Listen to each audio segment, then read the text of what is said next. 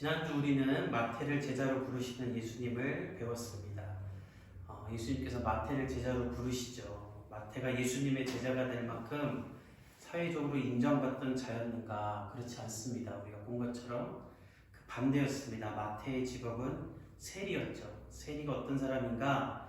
이스라엘 사람임에도 불구하고 자신의 나라를 지배하는 로마의 하수인이 되어서 같은 민족 사람들에게 세금을 착취하는 그런 사람들이었습니다.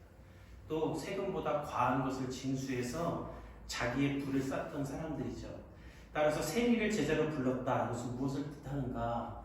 당시에 가장 비열하고 멸시당하는 사람을 자신의 제자로 두었다는 것입니다. 이 부름에 사람들이 놀라죠. 어떻게 예수님이 저런 사람을 제자로 부르시는가? 그런데 그 놀란 사람 중에 가장 놀란 사람은 누구인가? 마태입니다. 마태. 나를 제자로 부르다니.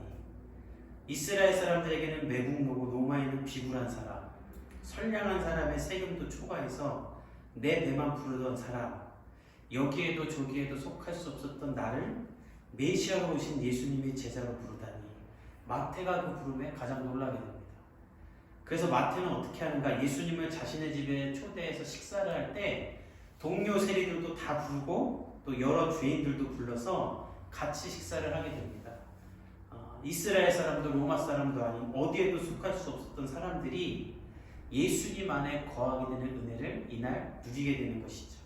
그들은 벗어나고 싶지만 벗어날 용기도 힘도 없었던 사람이지만 예수님이 그들을 품어주시는 것을 경험하게 됩니다.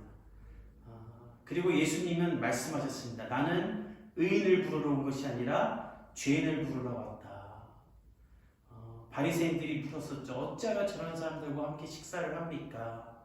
그때 예수님은 어떻게 말씀하십니까? 나는 깨끗한 사람을 데리러 온 것이 아니라 때묻고 더럽고 냄새나는 사람들을 나에게로 데리고 와 내가 씻기고 그들을 돌보기 위해서 이 땅에 온 사람이다라고 예수님이 말씀하셨습니다. 여기에 우리의 소망이 있는 줄 믿습니다. 예수님은 우리가 더러우면 더러운 모습대로, 냄새나면 냄새나는 대로, 실패했으면 실패한 대로 우리 그대로 받아주시는 예수님인 줄 믿습니다. 다만 그 예수님 앞에 회개하고 엎드리기만 한다면 예수님이 우리를 새롭게 하시는 것이죠. 그리고 새로운 삶이 펼쳐집니다. 이 마태가 세리였지만 이제는 예수님의 제자가 되어서 예수님을 전하는 사람을 살리는 마태복음의 저자가 된 것처럼 우리에게도 이런 삶이 펼쳐지게 될 줄 믿습니다. 그 놀라운 역사적인 자리에서, 그 식사 자리에서 오늘 본문이 이어지는 것이죠. 식사를 하고 있는 예수님과 제자들에게 세례 요한의 제자들이 찾아오게 됩니다. 그리고 그들은 이렇게 물어요. 예수님께 14절을 한번 같이 읽어보겠습니다. 그때 요한의 제자들이 예수께 나와 이르되 우리와 바리새인들은 금식하는데 어찌하여 당신의 제자들은 금식하지 아니하나이까? 열심히 식사를 하고 있는 예수님과 제자들 또 함께 있었던 사람들에게 묻는 것이죠. 왜 금식하지 않습니까? 전통적으로 모든 유대인들은 월요일과 목요일에 금식을 했다고 해요. 그 학자들은 아마 이날이 월요일이나 목요일이었을 것이다 이렇게 추정하는 사람도 있어요. 또 하나는 세례 요한이 이때 감옥에 투옥 생활을 하고 있었기 때문에 너무나 슬픈 일이지 않았습니까? 그래서 제자들은 금식을 했을 수도 있다 이렇게 말하고, 또 이날이 월요일이나 목요일이 아니었을 수도 있지만 평소에도 금식을 하지 않던 제자들을 향한 궁금증이 있어서 요한의 제자들이 이것을 물었던 거예요. 따지거나 비판하기 위해서 묻는 것이 아니라 아마 진짜 몰랐게 물었던 것 같아요. 왜냐하면 이들의 선생님이었던 세례 요한은 누구보다 금욕적이고 절제된 삶을 살았기 때문이죠. 세례 요한이 어떤 사람인가? 우리가 배웠지만 예수 그리스도가 이 땅에 올 것을 기대하면서 광야에서 메뚜기와 서충만 먹으면서 복음을 전했던 사람이죠. 옷은 당시에 가장 가난한 사람이나 입던 나파 토롯을 입었습니다. 그리고 자신에게 주어진 하나님이 주신 메시아를 예비하는 사명을 감당하기 위해 모든 것을 해로 여기고 절제하며 살았어요. 근데 사실 그러지 않아도 되는 사람이었습니다. 그는 사가랴의 아들이었죠. 사가랴는 반차에 따라 지성소에 들어가는 제사장이었습니다. 따라서 세례 요한은 그의 아들이라는 것은 그도 당연히 제사장이 되는 사람이었어요. 날 때부터 대제사장의 아들이었고 존경받을 수 있고 흰옷 입고 다닐 수 있는 사람이었지만 그는 예수 그리스도의 길을 예배하기 위해서 누구보다 금욕적인 삶, 금식하는 삶을 살았습니다. 그리고 아마 그의 제자들도 그것을 배웠을 거예요. 그런데 정작 우리 선생님 요한이 가리키던 예수님은 금식도 하지 않고 제자들이랑 식사를 하고 있는 거예요. 그것도 누구랑 하고 있는가? 세리 그리고 죄인들하고. 그래서 물었던 것이죠. 어찌하여 선생님과 예수님과 제자들은 금식을 하지 않습니까? 그래서 예수님이 그 질문에 대답을 해주시는데 오늘 본문에 보면 세 가지 예화로 대답을 해주십니다. 우리 먼저 15절 읽어보도록 하겠습니다. 시작. 예수께서 그들에게 이르시되 혼인집 손님들이 신랑과 함께 있을 동안에 슬퍼할 수 있느냐? 그러나 신랑을 빼앗길 날이 이르리니 그때에는 금식할 것이니라. 예수님이 그들에게 어떻게 설명을 하시냐면 결혼식 예화를 들면서 설명하시는데 결혼식 할 때 결혼식에 온 사람들이 신랑과 함께 하면서 슬퍼할 수 있느냐? 이게 무슨 뜻이냐면 실제로 유대인들이 월요일과 목요일날 금식을 했지만 그날 결혼식을 하면 금식을 하지 않고 다 먹었다고 해요. 오늘은 그렇게 결혼하는 기쁜 날이다. 이 자리가 지금 그런 결혼식이다. 이게 무슨 뜻이냐면 요한복음 3장 29절에 보면 세례 요한이 예수님을 신랑으로 표현합니다. 즉 지금 이 자리는 신랑 되신 예수님과 신부집의 아이들, 우리들이 함께 모여서 예수님의 신부가 될 사람들이 모여서 함께 하늘나라를 누리며 기뻐하는 자리라는 것이죠. 사실 이 식사 자리는 그냥 밥 먹기 위해 모인 자리가 아닙니다. 어떤 사람과 먹고 있습니까? 죄인 중에 죄인이고 모든 사람에게 멸시를 받고 박해를 당하던 세리들이 이제 그 거짓된 삶에서 나와서 예수님 안에서 살게 되는 죄에서 건져냄을 받는 시간인 거예요. 즉 이것은 무엇을 말하는가? 예수님이 이 땅에 오심으로 말미암아 이제 죄에서 구원함을 받는 천국이 시작됨을 뜻하는 자리인 거예요. 그냥 밥 먹는 자리가 아닌 거예요. 잃어버린 영혼을 구원하는 자리고 사람이 거듭나는 자리고 하나님이 가장 기뻐하는 천국잔치가 열리는 구원의 날인 거예요. 세례 요한이 그토록 외치던 메시아 예수 그리스도만이 할 수 있는 사역의 자리였던 것입니다. 따라서 금식하며 슬퍼할 것이 아니라 결혼식 날처럼 기뻐해야 될만 하는 날인 거예요. 예수님이 금식을 경히 여기신 것이 아닙니다. 우리 배웠지만 예수님도 금식을 하셨죠. 세례를 받고 세례 요한에게 세례를 받고 가장 먼저 하신 일이 무엇인가? 성령에게 이끌림을 받으셔서 광야에서 40일 동안을 금식을 하셨습니다. 하나님 뜻에 순종하기 위해서 그곳에서 금식하며 기도했고 말씀으로 사단을 물리치며 공생애를 시작하셨어요. 광야에서 금식했다는 것은 무엇을 말하는가? 죽을 힘을 다해 자식을 치며 기도했다는 거예요. 예수님도 그렇게 금식을 하셨습니다. 그러나 지금은 금식할 때가 아니라는 거예요. 지금은 어떤 때인가? 우리에게 오신 예수님을 기뻐하며 천국을 맛보는 자리이기 때문인 거예요. 세례 요한은 그것을 알고 있었기 때문에 예수님이 나오실 때 누구보다 기뻐하며 그분을 영접했던 것이죠. 그분으로 말미암아 저주가 끊기고 참 자유와 기쁨이 임했기 때문입니다. 따라서 예수님이 지금 요한의 제자들에게 말씀해 주시는 거예요. 지금은 금식할 때가 아니라 너희도 나와 함께 기뻐하며 이 잔치에 참여해야 될 때이다.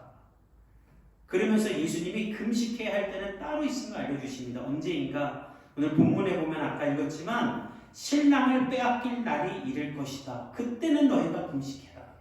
이 신랑을 빼앗긴다는 것이 무슨 말일까요? 예수님을 빼앗긴 때죠. 즉 예수님이 우리를 구원하기 위해서 고난을 당하시고 십자가에 달려 죽으실 때를 의미하는 거예요. 예수님을 거절하며 예수님을 죽게 만든 인간의 죄악과 불순종을 보게 될 때가 있을 텐데 그때는 너희가 애통하며 기도해야 한다는 것이죠. 지금 우리 때입니다. 우리 때. 하나님을 떠난 인간들의 죄가 장성해서 죄가 죄인 줄도 모르고 즐기고 있고 모든 사람이 공포와 두려움 가운데 있을 때 이때가 금식하며 하나님 앞에 기도해야 될 때인 거죠. 중요한 것은 모든 사람들이 세례 요한의 제자처럼 금식해야 할 때와 기도해야 될 때, 또 즐겨야 될 때를 구분하지 못하는 거예요. 금식하며 하나님 앞에 애통해야 할 때인데 즐기지 못해서 답답해하고 하나님으로 말미암아 기뻐해야 할 텐데 그렇게 하지 못하고 우울해하고 있는 것이 우리의 모습이지 않습니까? 요한의 제자들도 그랬던 거예요. 즉 이것은 무엇을 말하는가? 그들이 월요일과 목요일마다 금식을 했지만 금식의 참된 의미는 모른 채 그냥 전통에 의한 거예요.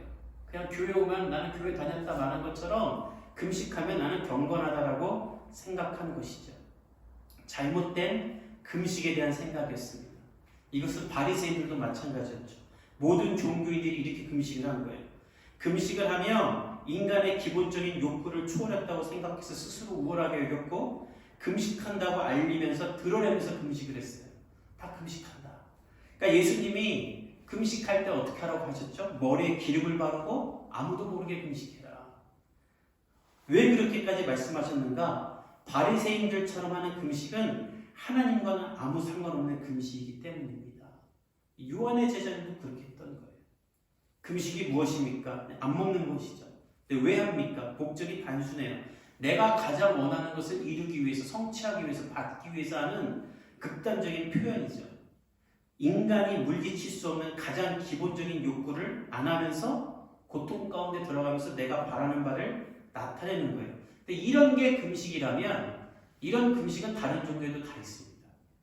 뿐만 아니라 이런 금식은 정치적으로도 사용되죠. 또 투쟁하는 사람들이 가장 많이 하는 게 금식이에요.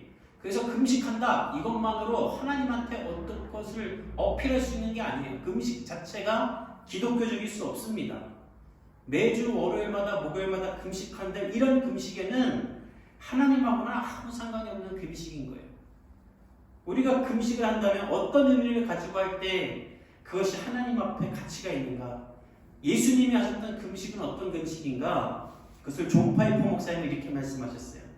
우리는 그리스도로 더 충만하게 바라는 마음에서 금식을 행하여야 한다. 하나님께 무엇을 더 얻으려고 금식을 하는 것이 아니라 하나님을 더 알기 원해서 하나님에 대한 더 굶주린 마음을 나타내며 복음을 맛보고 싶어서 금식해야 된다. 기독교 금식의 본질은 예수님 안에서 하나님을 더욱 알기를 열망하며 사모하며 하는 것이 금식이다.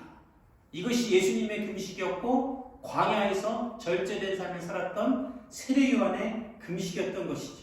따라서 본래의 금식의 목적에 충실한다면 지금 예수님과 함께하는 이 식탁의 자리는 금식할 이유가 하나도 없는 거예요.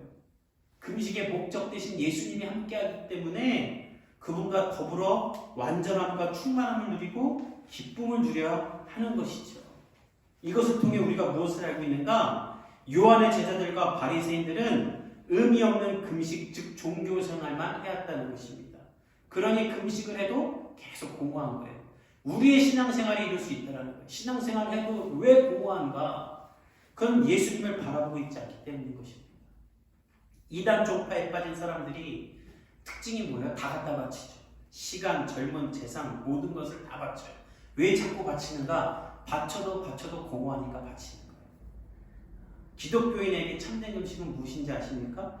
우리를 위해 죽으시고 부활하신 예수님, 우리를 죽기까지 사랑하신 그 하나님을 알기 위해 그 하나님 안에서 더 큰 충만함을 누리기 위해서 나를 절제하는 거예요.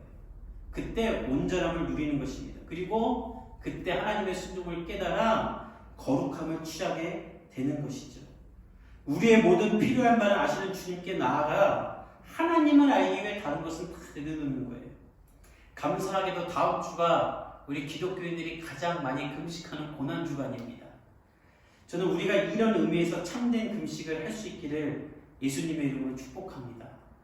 아침에 한 끼를 금식하든지 하루에 한 끼를 하든지 아니면 내가 미디어 금식을 하든지 핸드폰 하는 시간을 줄이든지 많이 보는 것을 덜 보든지 아니면 거꾸로 시간을 쪼개어서 성경을 더 읽든지 기도를 하는 시간을 늘리든지 어떠한 방법을 취하든지 여러분 각자가 하나님을 더 알기 원하는 금식을 행할 수 있기를 예수님의 이름으로 축복합니다. 우리가 기도할 때 돈 더 벌기 원합니다. 성공하기 원합니다. 집 사고 싶습니다. 빚 갚아야 됩니다. 이렇게 말은 안 하지만 사실 속으로는 다 그런 거 바라면서 하나님 믿고 있지 않습니까? 이런 것들이 아니라 모든 우리의 바람은 다 내려놓고 나를 위해 죽으신 예수 그리스도의 신비를 알기 원합니다라는 마음으로 금식하며 주님 앞에 나갈 수 있기를 예수님의 이름으로 축복합니다. 그러면 나의 식탁에 함께 하시는 예수님을 발견하게 될 줄 믿습니다. 이렇게 살았던 분들이 누구냐면 바로 우리 한국교회의 신앙인 선배들이었어요. 제가 오늘 설교를 준비하면서 존 파이퍼의 하나님께 굶주린 삶이라는 책을 읽었습니다. 근데 읽다가 깜짝 놀란 게 있어요. 이 존 파이퍼 목사님이 한국교회에 대한 이야기를 적어 놓았던 거예요. 제가 그 부분을 잠깐 읽어드릴게요. 존 파이퍼 목사님이 한 번은 금식과 기도에 있어서 한국교회가 세계 교회적으로 선도자 역할을 했다는 설교를 하신 적이 있다고 합니다. 그때 그 설교가 끝나자마자 한 젊은이가 존 파이퍼 목사님에게 나와서 이렇게 말했다고 해요. 저는 선교지인 한국에서 자랐습니다. 제 마음속에 각인된 한국교회에 대한 경험이 하나 있는데 이는 기도와 금식에 대한 한국의 헌신을 잘 보여주는 것입니다. 저희 아버지는 선교사였는데 나환자촌에서 일하셨습니다. 그 나환자촌 교회는 매일 새벽 4시 기도회가 있었습니다. 아버지는 어린 저를 깨워서 항상 그 기도회에 데려가셨습니다. 다른 사람들보다 30분 일찍 기도회에 갔기 때문에 저는 항상 예배당 뒤쪽에 먼저 가서 앉아 교회에 오는 사람들을 다 볼 수 있었습니다.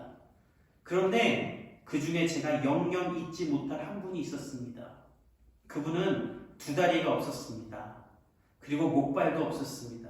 그래서 손으로 몸을 지탱하며 아주 힘들게 교회를 오시던 분이었습니다.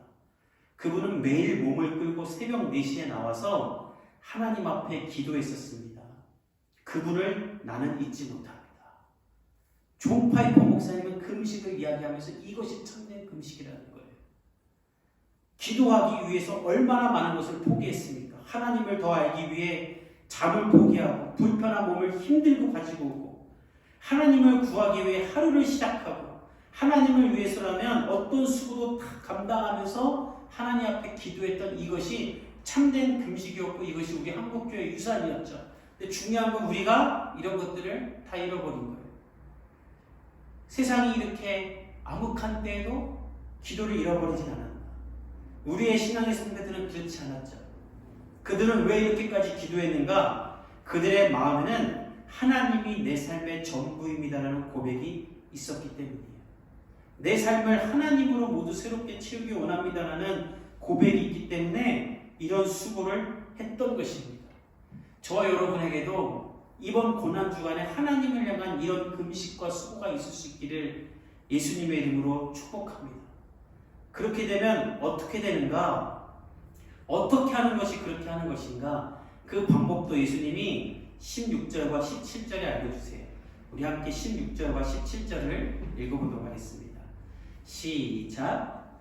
생배 조각을 낡은 옷에 붙이는 자가 없나니 이는 기운 것이 그 옷을 당기어 헤어짐이 더하게 되며 새 포도주를 낡은 가죽 부대에 넣지 아니하나니 그렇게 하면 부대가 터져 포도주도 쏟아지고 부대도 버리게 됨이라.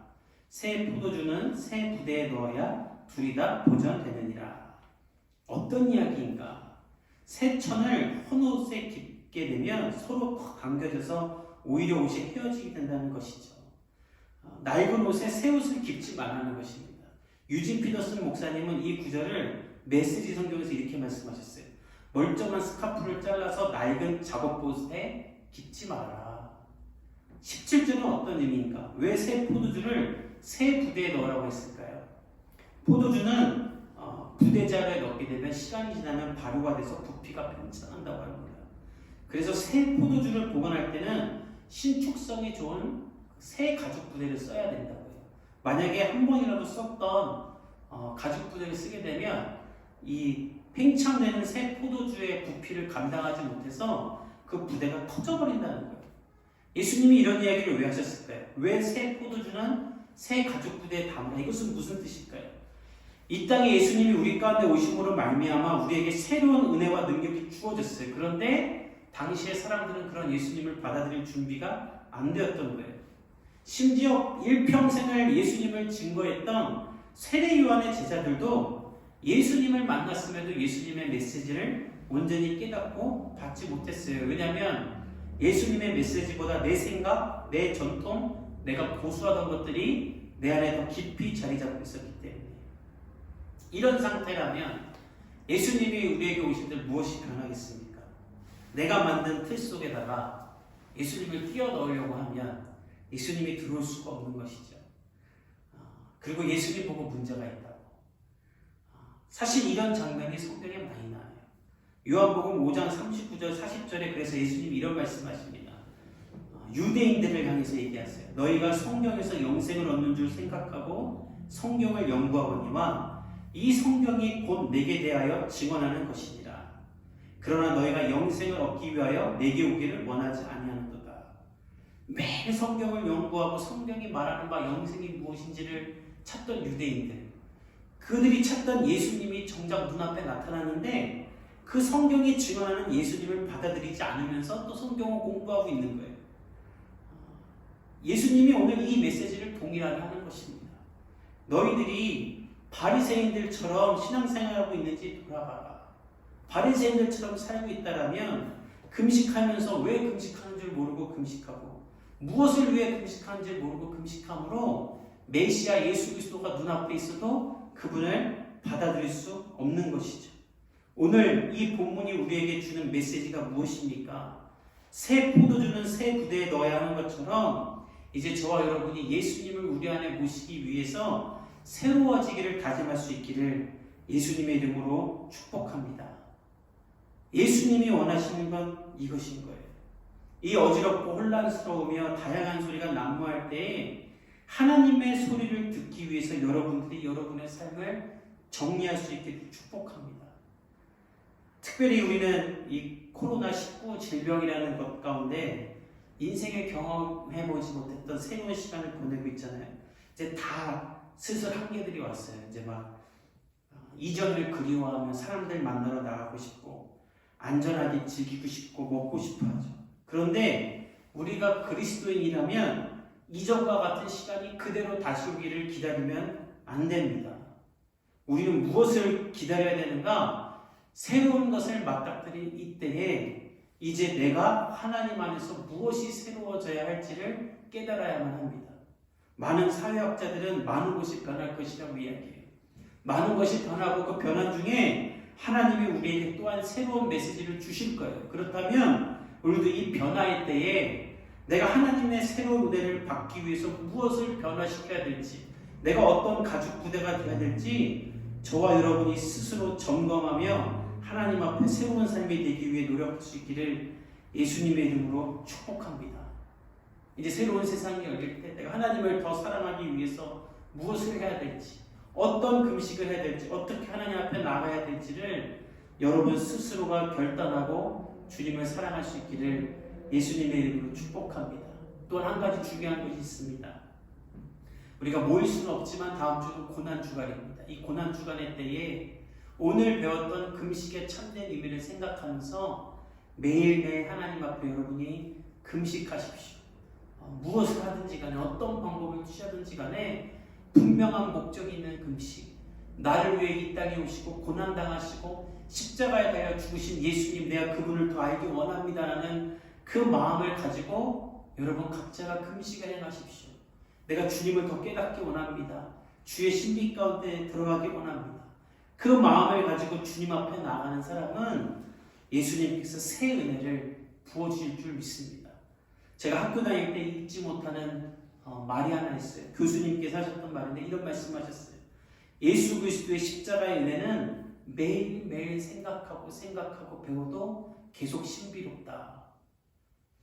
우리는 교만함이 있죠. 예수님의 십자가 날 구원한 스토리 다 한다. 그건 교만인 것입니다. 나를 구원한 은혜가 얼마나 크고 놀라운지를 한 주간 금식하며 새롭게 깨달음으로 새로운 주의 은혜가 여러분의 삶 가운데 펼쳐지기를 예수님의 이름으로 축복합니다. 아멘. 우리 함께 기도하겠습니다. 사랑의 주님, 오늘 이렇게 예배드리게 하심을 감사드립니다.